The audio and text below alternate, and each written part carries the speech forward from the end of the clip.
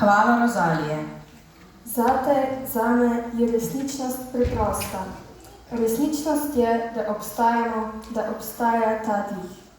Da nam je bilo dano srce, da z njegovo pomočjo lahko sežemo v globine lepote in preprostosti vseh nas.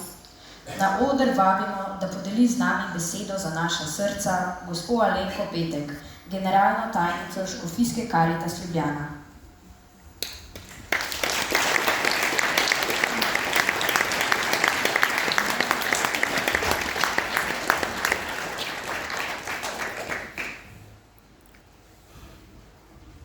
Spoštovani vsi prisotni, nastopajoči in sodelavci Karitas na 26. dobrodelnem koncertu Župnijske Karitas Rovte.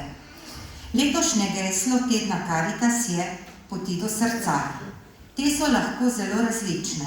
Ena izmed njih je pot v ljubezni do bližnjega in v dobrih delih tako do ljudi v stiski kot do naših bližnjih. Ljubezen do bližnjega pa se kaže tudi v delu in poslanstvu Karitas, ki odgovarja tudi na zahtevnejše in vedno bolj odmevne in vidne stiske v javnosti.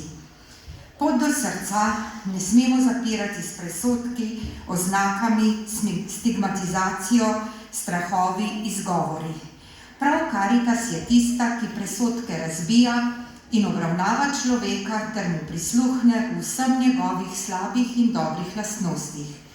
V njem prepozna vrednost in mu vrača dostojanstvo.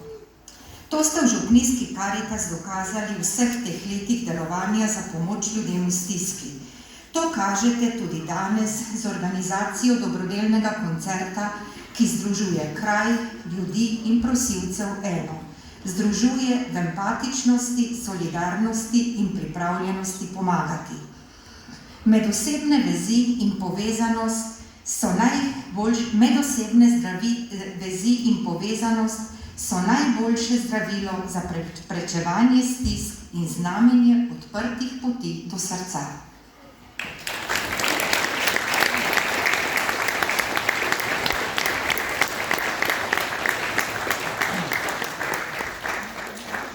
Hvala gospe Alenki Petek za njen nagovor.